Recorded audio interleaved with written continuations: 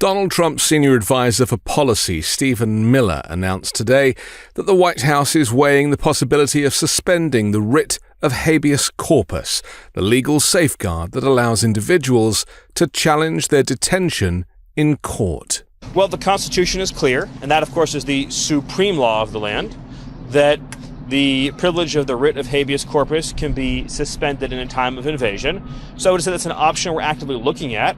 Look, a lot of it depends on whether the courts do the right thing or not. At the end of the day, Congress passed a body of law known as the Immigration and Nationality Act, which stripped Article III courts, that's the judicial branch, of jurisdiction over immigration cases.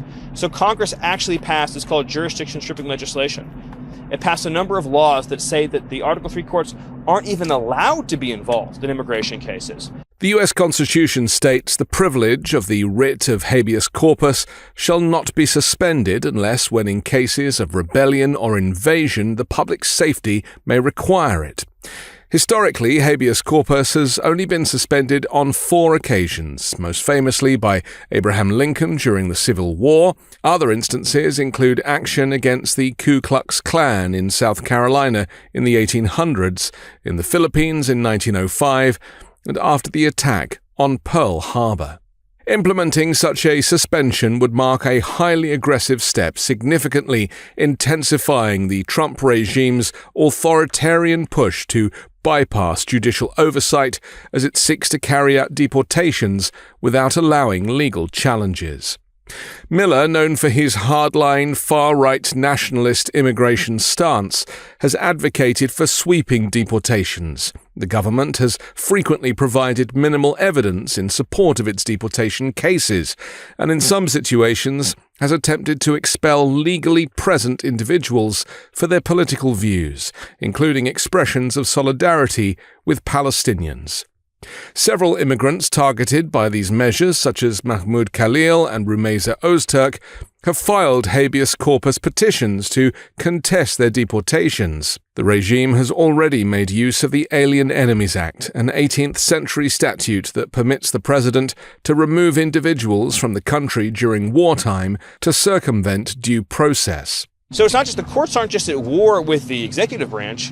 The courts are at war, these radical rogue judges, with the legislative branch as well, too. So all of that will inform the choices the president ultimately makes. To justify these actions, the Trump administration claims the U.S. is facing an invasion by a Venezuelan gang.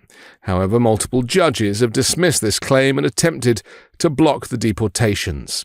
Despite judicial pushback, Trump has repeatedly criticized judges who have ruled against his policies and, at times, has defied court orders outright, resulting in a constitutional crisis. This administration is going to pursue immigration enforcement and cooperation in every city. And anyone who doesn't comply with the laws and dictates of this country will face the appropriate legal consequences. That applies to Eric Adams, and that applies to every other mayor in this country. The law is the law is the law. And if obstruction, if hindering, if harboring occurs, then the full range of potential penalties applies to any any state official or local official that's engaging in obstructionist behavior. But I would also say that when it comes to immigration enforcement, now that we have achieved the mission of sealing the border, you're going to see more and more resources and priorities put into the mass deportation program. And so on a day-to-day basis, you're going to see exponentially larger numbers of illegal aliens being arrested and removed from the interior. Meanwhile, Rumeisa Ozturk, the Tufts University student who had been detained since March over her political expression, has been released from a Louisiana detention facility. Ozturk and her legal team argued that her detention violated her constitutional rights. This morning, a federal judge ordered that Ozturk be returned to Vermont, where she was briefly held after masked immigration officers kidnapped her near Boston for court proceedings. However, rather than waiting for her transfer, she appeared via video from Louisiana for the hearing in Burlington. Judge William Sessions ultimately ruled in favor of her release, expressing concerns about the legality of her detention process, which he said posed very significant due process concerns. Ozturk was visibly emotional, embracing one of her attorneys after the decision was announced. She was freed later in the day, her lawyers confirmed. Arguments in her broader legal challenge will continue at a future date. Öztürk, a 30-year-old Turkish national and PhD candidate in child development, was detained on March 25th after being forced into an unmarked vehicle by plain-clothed agents.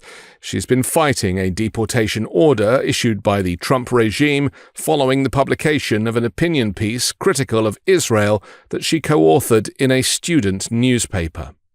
Judge Sessions highlighted the broader implications of Öztürk's detention, noting her continued detention could discourage millions of non-citizens in this country from exercising their First Amendment rights out of fear of detention.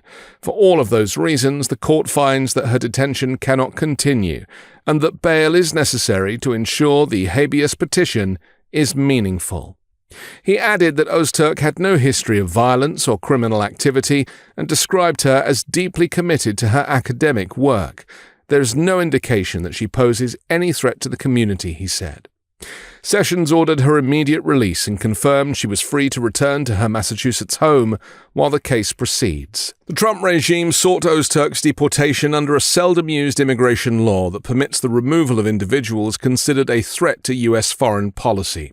However, the judge pointed out that the only evidence provided by the government was her published article, which he said bolstered her argument that her detention was purely a consequence of her speech, a violation of her First Amendment rights. Öztürk appeared on screen during the hearing in an orange jumpsuit similar to those worn by detainees at Guantanamo Bay.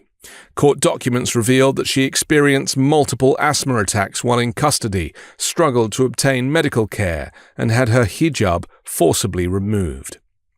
Öztürk is one of several international students detained by the Trump regime over their pro-Palestinian advocacy on campus, as Trump uses anti-Semitism as a thinly veiled excuse to kidnap, disappear, and detain legal immigrants, removing their constitutional right to free speech. I'm Anthony Davis. You can find me on the 5 Minute News YouTube channel and podcast, on Wednesdays co-hosting Uncovered, and on Sunday on The Weekend Show with MeidasTouch. Love this video? Continue the conversation by following us on Instagram @MeidasTouch and help us blow past 1 million followers.